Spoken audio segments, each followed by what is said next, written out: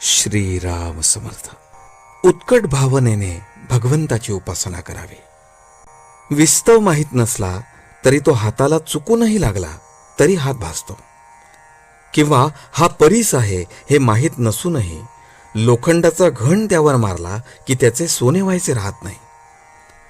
त्याप्रमाणे ज्ञानाशिवाय नुसते भक्तीने जरी भगवंताकडे गेले तरी काम होते. परंतु दुसऱ्या विषयांची आसक्ती जोवर आपल्याला सुटत नाही तोवर मनापासूनची भगवत भक्ती होत नाही. जिथे उत्कट भावना आहे तिथे सगुण मूर्तीला मनुष्य धर्म प्राप्त होतील. उपासक देहाला विसरला की उपास्य मूर्तीमध्ये त्याला जिवंतपणा अनुभवाला येऊ लागेल. शिवाय जे इतर लोक थोडे तन्मय झाले आहेत त्यांना देखील ते अनुभवाला येईल.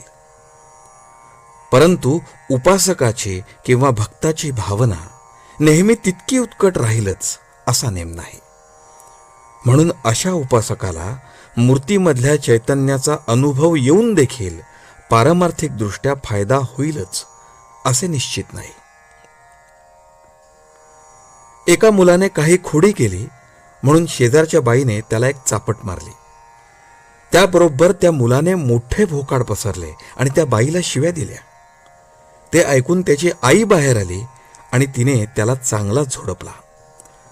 परंतु आईच्या हातचा इतका मार खाऊनही तो मुलगा फार ओरडला नाही आणि त्याने आईला उलट शिव्या पण दिल्या नाहीत. हे जसे खरे त्याप्रमाणे आपल्यावर येणारी संकटे ही भगवंताने आणली आहेत अशी निष्ठा असेल तर आपल्याला त्यांचा त्रास होईल पण त्यांनी आपली शांती बिघडणार नाही. भगवंताचा विसर पडला की आपली शांती बिघडते.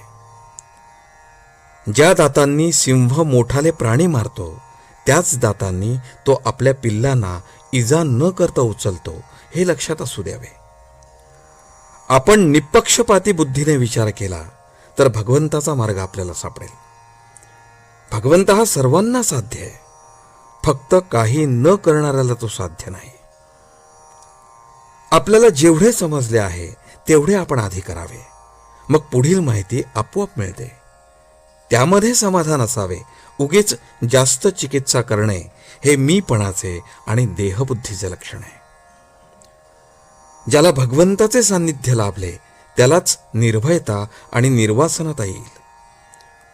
प्रत्येक माणसाला आधार लागतो, पण आपण अपूर्णाचा आधार धरल्यामुळे आपल्याला निर्भयता येत नाही.